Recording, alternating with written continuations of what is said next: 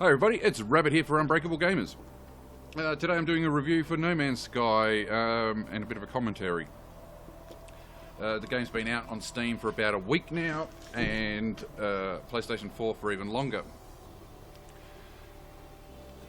What is No Man's Sky? Well, if you've been living under a rock, you probably don't know what it is. Otherwise, most gamers would have heard of this game by now, as it's probably been one of the most hyped games in history. It's an open universe exploration game. You have a large universe, almost infinite by gaming standards, 18 quintillion planets, and you basically just run around and explore. The thing that makes this game fairly unique compared to most games out there is the fact that you can see here I am on a planet. Now this is a full-size planet. I can fly right around it. You can see a planet over there. That's not a skybox, that is an actual planet. If I take off out into the atmosphere here, there's another planet. And I can fly to those planets. And that is great. Unfortunately though, it does suffer from typical video game itis and hype. The hype probably did this game a lot of damage. Unfortunately, it is what it was advertised to be, but it isn't what it was advertised to be. And as you can see, I've just flown off this planet out through the atmosphere, and you can see it is a planet. I can land anywhere I want there, and it does it well. Most planets are fairly different. But yeah, I think the problem with this game is everybody's expectations were unrealistically high. Not helped by the fact that the developer of the game, Hello Games lead guy Sean Murray, sort of got a bit carried away with the promises he made,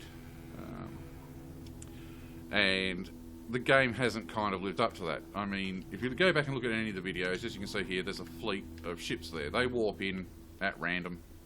You get different ships because everything in the game is procedurally generated. Now, procedurally generated means it just picks and chooses, from what I've seen, from a bunch of random cut and paste parts and then sticks them together.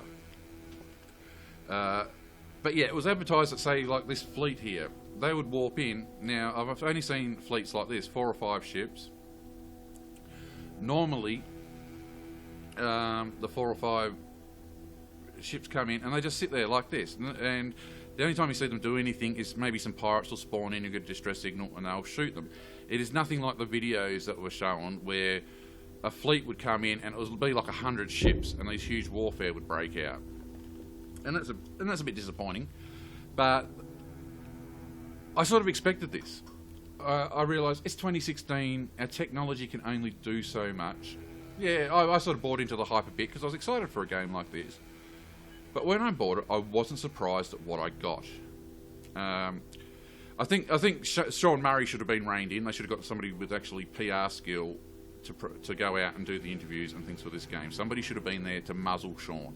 He got a bit too enthusiastic with his game. Maybe they had planned on adding all these things in that they advertised in being in the game, and by and large they've got everything in there that they said they would and how they would do it. But yeah, a lot of fans seen it and unrealistic expectations, expected it to be exactly as it was sort of made out to be. What do? Well, you just basically fly around. You start off on a planet, and then you find new spaceships, you upgrade them, you upgrade your suit. I mean, it's got a very basic system for inventory. You've got, there's your exosuit. I've got mine maxed out. It only goes to 48 slots. When you first start, you've got about 8 slots, and you've got to fit your systems, your inventory, as well as craft in it. Now, the problem is, it's a bit clunky, but it works. But the problem is you do get to max everything out. I basically got about 80 hours in the game, and I could see that I could quite easily get every upgrade in the game fairly quickly. It's been quite some time since I've seen a new item. I mean, I am still finding surprises. Just when I think, I've got seeing the same things over and over again, I end up getting one more new thing, like this gun here, for example. Every gun I've got so far has looked like a typical sci-fi gun. all mechanical and gun-like. You know, it looks like a sci-fi laser blaster. Then I found this sucker yesterday. Just as I was like, oh, really? Is this it? I'm just going to keep getting these similar-looking guns and things. And then I got this completely alien-looking organic thing. Now, it functions the same as all the other guns do. I mean, the changes is purely cosmetic, but it is nice, and it would have been nice to find more things in the game like that. So here we go, you know, there's some fleets jumping in. I mean, you do get a lot of ships around. There was that fleet there before. They're still there. But they sort of slowly builds up. But as you can see, there's no small escort ships. There's no big battles going on. You get a warning pirates are coming. The game has very basic gameplay. I've got a phase beam, which does mining. But you've also got the photon cannon. And sadly, as you can see, if I hit this asteroid here... Oh, out of range.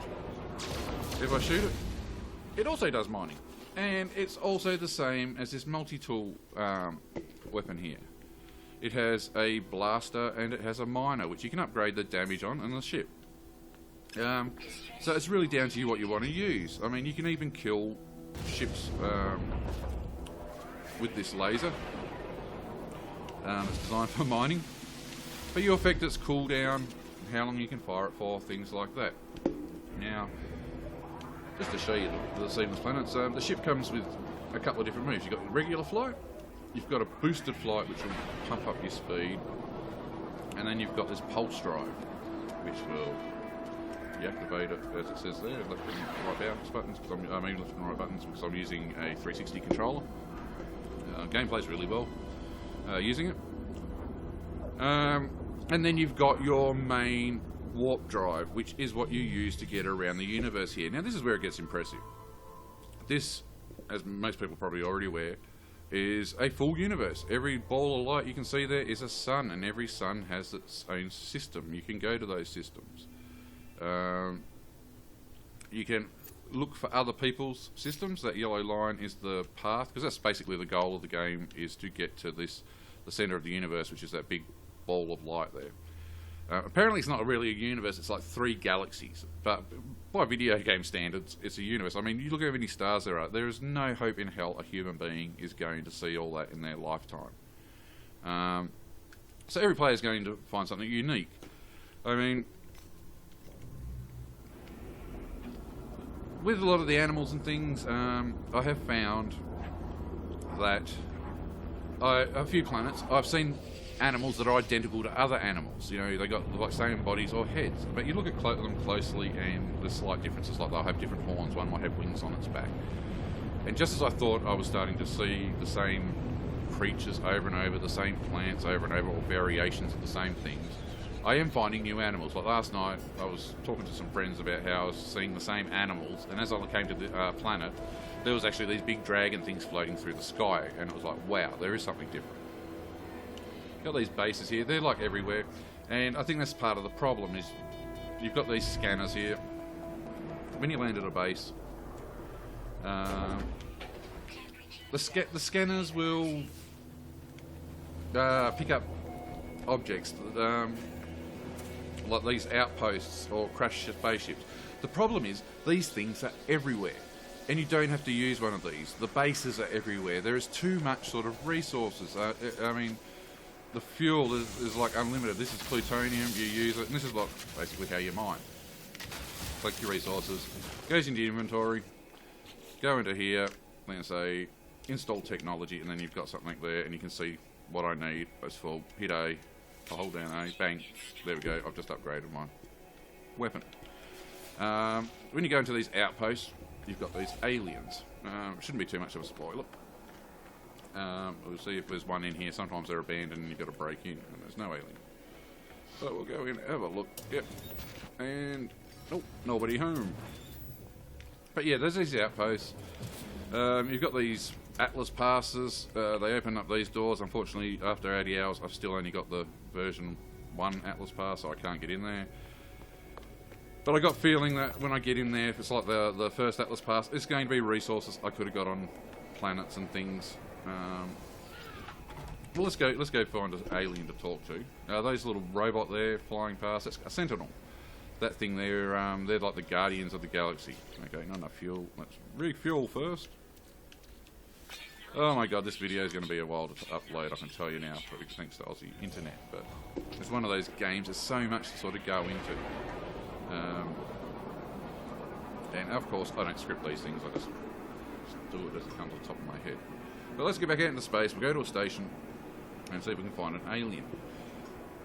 Now, the alien conversation is very, very basic. You get some sort of underlying story, and it sort of reminds me a bit of Mass Effect, you know, the way that you talk to the aliens, which hopefully we'll be able to see soon. We won't go to that is part of the main storyline, so I don't want to go there and give it thing. Oh, there we go. We got some aliens or something in distress, so let's go. Oh damn, straight through a meteor. And here we go. Hopefully we'll be able to see some pirate action. And it's great. The distances and everything like that, 5 seconds, like you'll see the times change depending on how fast you're going, because people have said, oh, the warping's like a loading screen. It is not. It really isn't, because you can fly to these planets. You can... okay. Maybe there isn't any pirates here. Maybe we've got a fake... Oh no, there we go. Is that a ship jumping in? We've got ships. Oops, asteroid. I'm flying too good today.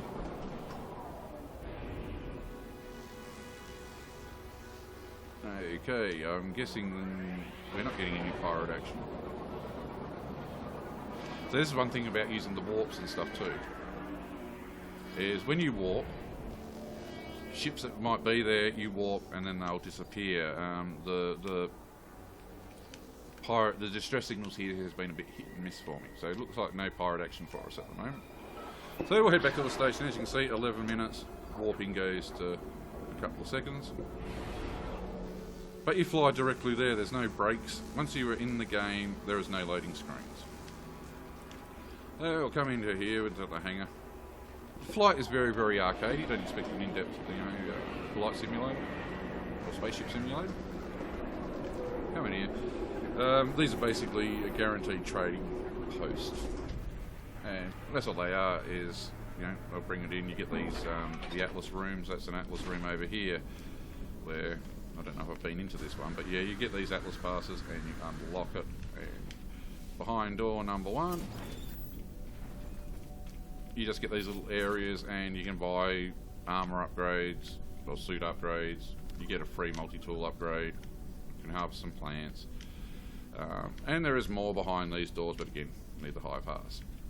On the other side though, we have the trader, or the, I don't know, aliens that run the base. And this is one of the downsides too. This is the only way you'll meet the aliens, is you either go to an outpost or a station and you will find an alien standing here like this. Now when you talk to them, they'll have a bit of a chat come up on the left hand side. And as you can see, some of it's in alien language and some of it's in English, because I've learnt some of their language. As you go through the game, you learn words. And then they'll give you a bit of a storyline here, and then you get 3 options, and you've got to pick the right one. So that one's life form technology repair, entity operational calm. So we read what's going on here, get a clue, and if you say, we'll go, if I break free, it'll probably go, I've lost favour, the robot will be unhappy. If I wait or demand to be let down, I will no doubt be things. Now this here, the Kovac research focus above, that's your standing with the aliens you encounter. So if you've got the right standing, you'll get extra options. But does it really add an impact? So here we go, life form retracts its needles, and it apologises. But here we go, here's one of the problems. I keep getting these items I've already got. The game really could have done with a much larger tech tree. Now that I've spoken to him, I can speak to him, learn words, or hit him up for free resources and things, because we've made friends. But you don't encounter them on the planet's surface. When you encounter ships out in space, like those big ships we saw and the little fighters flying around, you have no idea who they belong to. Do they belong to these guys, the Korvax? Do they belong to one of the other alien races? Who are the pirates? Are the pirates the Korvac? Are they Gek? Are they one of the other races? There's not a whole lot of races in here. But the gameplay is very, very basic. I guess the main question is people would want to really know, so they can save themselves some time here, is do I think it's worth getting? And I've got to say, that's a hard decision to make. Now, I've got to say, if you like playing games like COD and you want non-stop action and things, then you might want to wait till it's on sale or avoid it altogether. If you're like me, though, you've sort of got a high level patience for doing monotonous, boring tasks, and you just don't mind wandering around a planet looking for freaky animals, then it's definitely worth getting. I mean, this is the sort of game that's aimed at people like myself. You know, you can think of a lot of genres that mashes up sort of thing. Like I said, Mass Effect, that's how I feel when I'm talking to the aliens. You find, and it's in a way like an old school sci-fi game. You get tiny little paragraphs of the backstory. It chips away, gives you little bits of pieces here and there. Like here's a trading post. Oops, and I missed the landing pad. We want to get on the landing pad.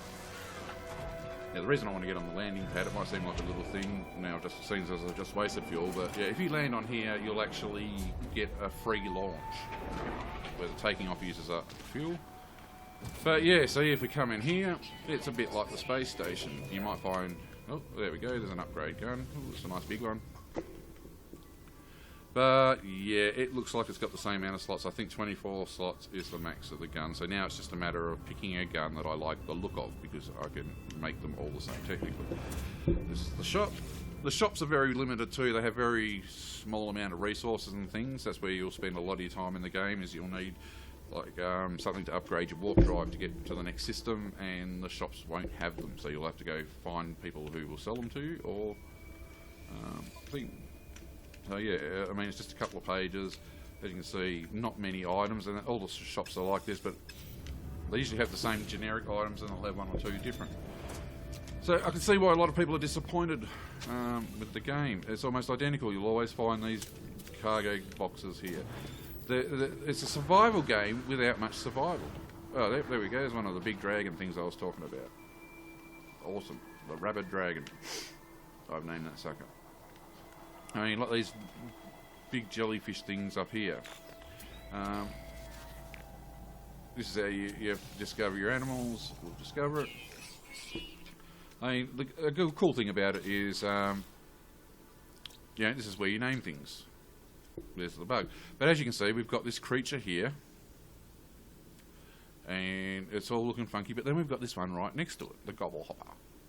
Now, as you can see, they look almost identical, but and this is probably the most identical I've ever seen them be. There's usually noticeable differences, but this one I can't. Here, we'll try this one.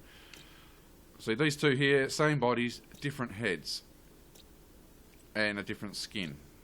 Different horns. And that's basically how the game works. Like I said, the flying big dragon thing that was flying through the sky is like the first really unique looking animal I've seen in a while. But yeah, it's very wash, rinse and repeat gameplay. It falls kind of short of all the promises that were made. You do see some really freaky looking animals. But yeah, the only like life forms you'll encounter are these damn sentinels here. Which are like the intergalactic police so far. They'll scan you. If they don't like you, they'll attack you. They'll call in reinforcements up the top right of the screen there where my mining beam percentage and stuff is. You'll see they're scanning me. Yeah, they're okay with me, but they're not that hard to kill. I've never felt once feel threatened. Like, here's my mining beam. Bam! And the mining beam's not even fully upgraded. Bam! And I didn't find the much bigger ones I thought to be that more difficult either. This is the thing, it could be a great game, but it's slightly lacking in some areas. But if you take it for what it is, it's a good game. And that is just basically a walking exploration simulator with a bit of a sci-fi story. You know, it feels like you're playing through sort of like a 1980s, 1970s sci-fi novel, which is sort of reflected in the visual style too. You know, the spaceships and everything, and the colour schemes and things are very 1970s, 1980s. The whole landscape has that sort of airbrushed book cover look, as others have also probably pointed out. Now, so yeah, there's been a lot of criticism for this game, and some of it has been very, very fair. The thing is, though, some of it hasn't. I've seen Sean Murray's lies, and the things that people are saying that lies aren't actually lies. I mean, I've seen some guy do a Reddit thread, and he's like, the game doesn't have this, and it doesn't have that big list, and it's full of retractions, where he's like, oh, there's no planets with sand, saw a planet with sand, a big snake, and, well, what do we have here? Sand. I have found sandy planets. You got 18 quintillion planets with different environments. You know, if you play the game for 5 minutes, you're not going to see this sort of stuff. And you could go through the whole game and you may not see sand because of the size of the universe. I'm always finding slightly different things. Hello, Mr. Sentinel. The destruction of the environment is good when you do the mining. You know, the way that that's chiseling away there. I mean, you can lob grenades and... Yes, this is weird. Okay, so I just threw a grenade there and it didn't touch that sand, but then, bam, I can take out huge sections of the rock. It's a little bit inconsistent in that area. There are things like when you scan, you can see this grid outline, but you can have some of this ore left, but you will not get anything from it unless it's in that gridded area.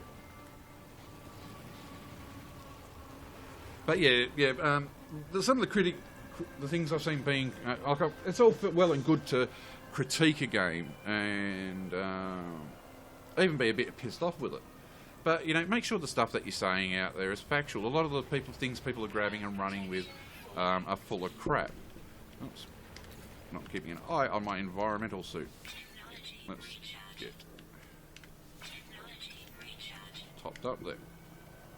Well, I mean, as you can see, I'm freezing, so you've got mods for your suit that'll give you thermal protection against the cold, radiation, toxicity. Every planet's environment's different. You know, you can go on a planet and the temperature will be fine because it's night time, but when you get to the other side, when the sun comes up, the temperature goes up. You get heat storms, things like that. And the basis is there for an epic game. But as you can see, there's not huge flocks of animals running along. There's no big predator coming out. Yes, the animals do attack each other, but I've seen people go, animals don't attack each other. That's bullshit. I've seen it. And then they retract it because people have posted proof that what they're saying is crap. They're not focusing on what's not in this game. And the question is like, is there multiplayer? To this day, I still don't know if there is multiplayer.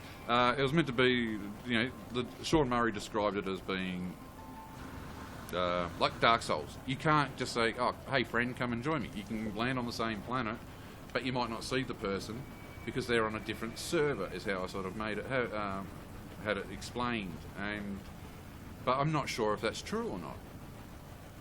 But a lot of the things people are saying aren't in the game. I've encountered myself. I've thought, this guy was like, there's no lakes on planets, and well, hang on, I'm finding complete oceans, let alone lakes. So where are these people pulling this information? What's even worse is people are grabbing it and running with it. They're taking bits and pieces of what Sean Murray says in his videos and saying it's a lie when it's the truth, while they completely ignore the stuff that he has said that isn't in the game. The stuff that he has shown that isn't in the game.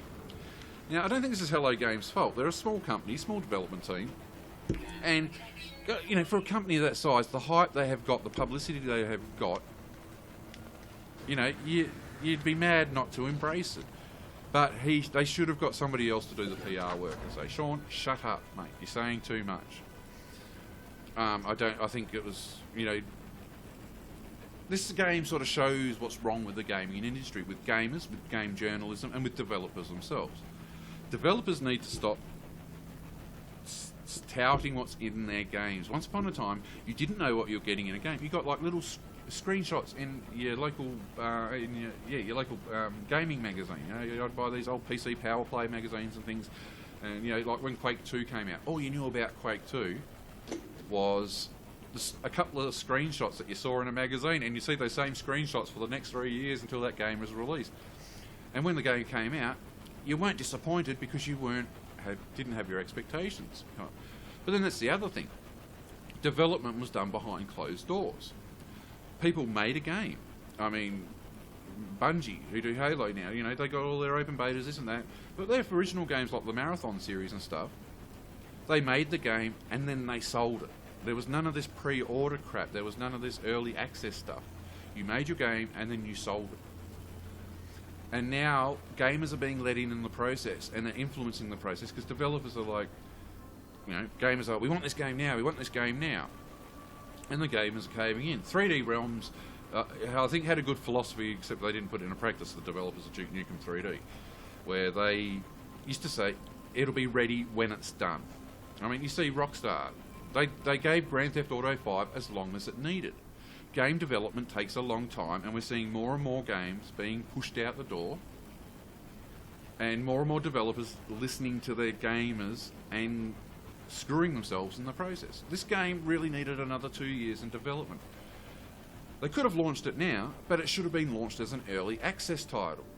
And the journalists, though, are also to blame. IGN, just days or like a month ago or something, not long ago before launch anyway, IGN did like how a week with Sean Murray and stuff on No Man's Sky. Now they had a hands-on with the game. A lot of these game journos have like I played No Man's Sky and I love it, you know, it's my whole world.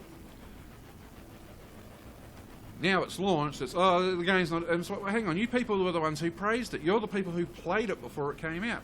How did you overlook all these things that I spent X amount of hours with No Man's Sky before launch, and you missed it? You know, did any of you stop and think, hey Sean, wait, hang on guy, you know, you showed this in the video, where's these big fleet battles? Where's this and that? You know, you see these videos of people running around, you see it on TV shows. They all said they played it, but the only video you ever see is Sean Murray sitting on the couch with a PlayStation controller. And so I think everybody's to blame in this whole situation. There are people like me that was like, yeah, I'd love to see what was in the game, but everything that was in the game, I got. I mean everything that I expected to be in the game is there. When I seen these huge fleet battles, you know, I was sort of thinking, ain't going to happen. When they talked about all the physics, like, you know, the planets don't orbit the sun. I haven't verified it yet, but I've heard the sun is just, you know, like StarMate. You know, you get there and it's just an effect. It's not an actual sun. The planets don't orbit it. The planets rotate themselves. They have a day-night cycle. You know, you can sit on the planet and watch another planet rise on the horizon. You can see the sun rise and set. But the planets and the space stations will always be where you left them. I mean, you see the videos and it's just like really crowded. Now, there's a lot of asteroids. There's a good amount of asteroids and meteors and things, and that's fine. I mean, the graphics are great. This game is 2.6 gigabytes. You know, so they've done a lot of amazing technical feats, but it makes me think, well, if this is what they did with 2.6 gigabytes, what could have they given us if they made the game 10 gigabytes?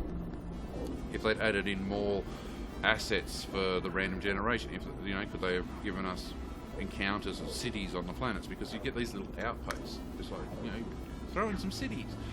Or something that looks like a town more so. You know, give us encounters with aliens, some quests, like, you know, you walk along the surface and you find these crashed ships. Well, that's great. They're not as big as the ones that were shown. You've seen these huge freighters and things that are down in the videos. Yeah, all I see is ships that are about the same size as the one that you see I'm flying in. You find them. Yeah, arcade flight. Yeah. I don't know. I can't put my finger on exactly where it went wrong because there's just so many places, but I think people are being unfairly critical to it. The amount of hate, you know, the death threats and things, by all means, air your grievances, but there are people who are like wasting days or months on their lives just trying to bring down Hello Games and Sean Murray. I mean, hey, Sony was on board. Where's all the hate for Sony? Sony was the guys who backed this thing and made it a PlayStation exclusive, if you don't count the PC. So what's going on? You know, but yeah, I think it highlights a lot of problems with the game industry. I think I'll make some more videos that sort of cover that more specifically.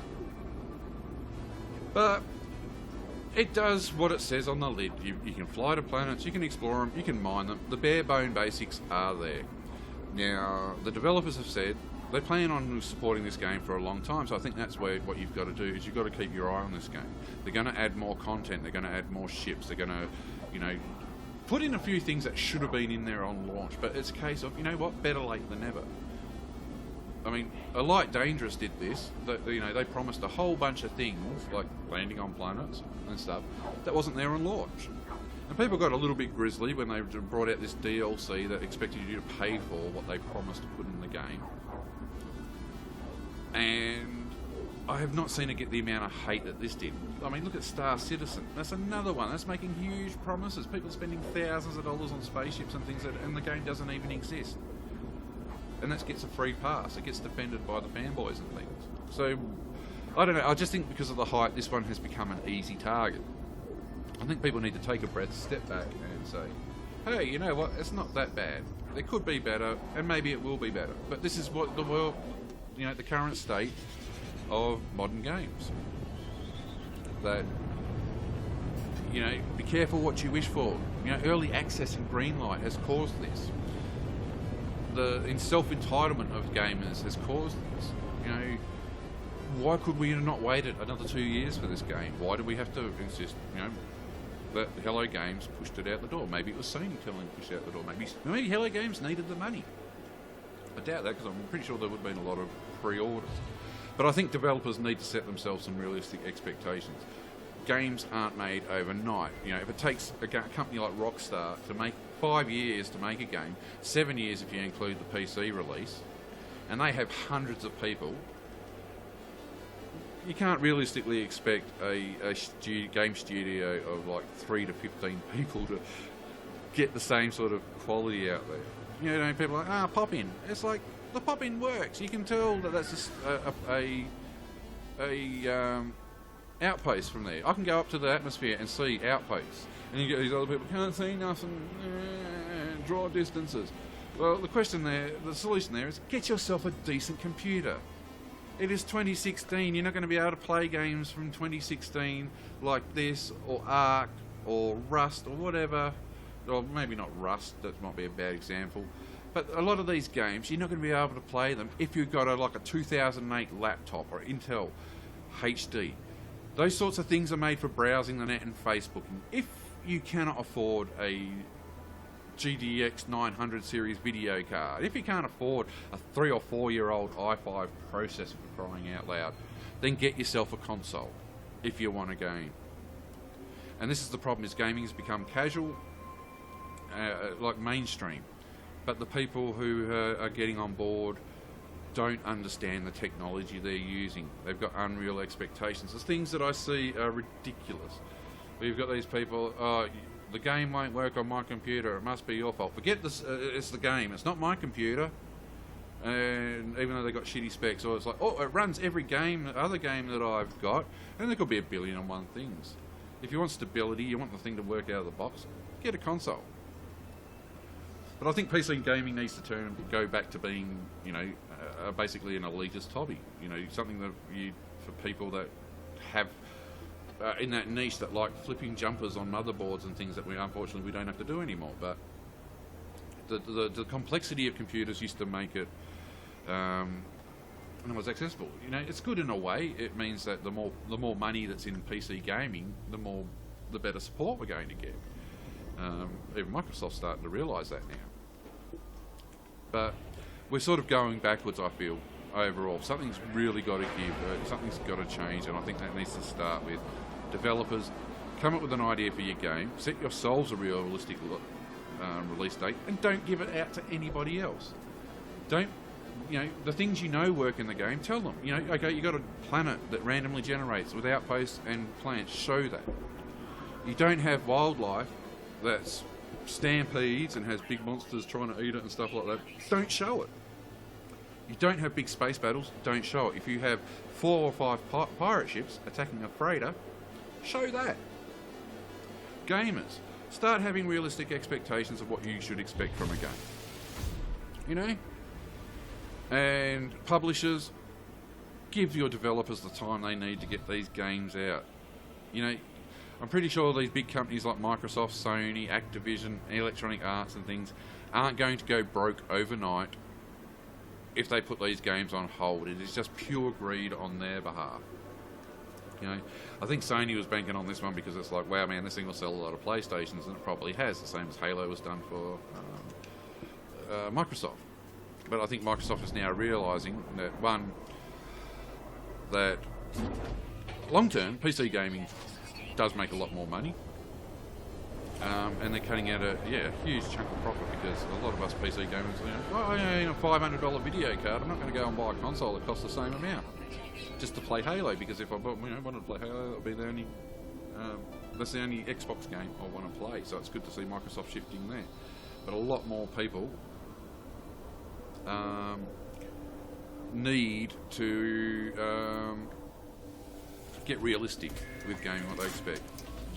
But yeah, No Man's Sky, I think for 2.6 gig, the graphics are great, the universe is great, it is a good base for, and has a lot of potential, but Hello Games needs to step up. So my final thought on it is, if you're a big sci-fi nerd like I am, if you can handle walking around and reading like a sci-fi story through bits and pieces, if you like that old 1980s sci-fi sort of game experience, then buy it. If you feel $60 might be a US, mind you, so it's more like $80 for Australians, if you feel that's too much, wait for it to come out on a sale or something like that. But, don't write it off completely. But yeah, if you're still not 100% sure, wait and see how it progresses. The main game is like single player. It's like an Elder Scrolls game. When an Elder Scrolls game comes out, I don't buy them anymore. I wait until the community has fixed them up, and 2 years later buy all the DLC and stuff. You lose nothing. And in a universe like this, it's not like everybody's going to take all the names before you get to them. So, yeah. It's not completely what it advertised, but it's close enough for me. It's realistically close enough for me. It can have more, and I can see the potential there for more. But yeah, if you're not 100% on board the hype train, hold off, keep an eye on it. But seriously, grow up with the death threats and the trying to destroy a company. You don't fix things by saying, let's destroy Hello Games, let's get death threats on Sean Murray. You fix things by being an adult or mature about it and saying, hey, where is this feature? We would really like to see that. Could you please add it? Okay, we're disappointed that you didn't put it in the game. But what you should do now is, now we've bought the game, you have the money, look at adding these features into the game. And I can see that there's going to be some huge DLCs and things in the future. I mean, there's already a mod now, because as you can see, you can't crash your ship on a planet. It'll just, I'm trying to fly into the ground and it just auto hovers. You can get down close, but you can never crash. Somebody's brought out a mod which will actually allow you to fly in caves and get right onto the ground. Whether it'll let you crash or not, I don't know. I'll have to try it out. But it shows this game can be better than it already is. And if modders are going to be able to do stuff with it, that'll be great. But the developers need to do something themselves. I mean, yeah, see, outpost, outpost, outpost. Everywhere you go, outposts. Everywhere you go, resources. I think the game needs to be made harder, and it needs a bit more gameplay. But I do feel, so far, I've got like 80 hours out of it. I've definitely got my money's worth. I paid $60 for big AAA titles with less content that I finish in 10 hours. So I think that says something for it. But it's one of those things, I don't like COD. It'll be a waste of time me buying COD and then bitching about that I bought COD and it's not a game I like, or, it's not a game for you, that's fine, don't fucking buy it. But do your research before you buy games and you'll avoid a lot of disappointment. And yeah, again, don't be a dick. So yeah, for the friends of me who want to give my advice, StarMade players that were asking me about it, you can sort of see, I haven't gone too much into the gameplay, but what you see basically here is what you get. You scan animals, you can kill them if you want to, some will attack you, some will attack each other. You visit outposts, do a bit of minor role-playing, and explore and open a huge universe. It's more about getting lost in the story, and that's the one thing that Sean Murray emphasised right along. The focus is on single player. The focus is on like this immersive experience, and that's what it is. It's basically a do-it-yourself Star Trek sort of thing, but with a little bit less first contacts and Borg battles. But I can see a future there. Anyway, I am rabid. This is the end of me rambling on off the top of my head. I hope this is somehow helpful in helping you choose whether to buy it or not. But yeah, don't buy into hype. You know, set realistic expectations, do your research, and listen to what is actually being said. Stop reading between the lines, people on the internet world, because this is half the problem.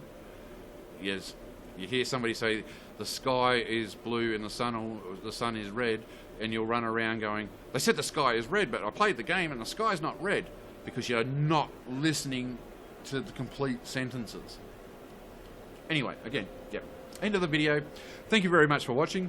Yeah, I hate doing that cliche YouTube shit, but yeah, you know, if you like my videos, like and subscribe. I'm going to try and pull my finger out and get some more videos happening. Hopefully this one has recorded all right. Please, Shadow Play, stop messing up with No Man's Sky. But yeah, all take care. I'll catch you later. Just wrap it out. Bye-bye.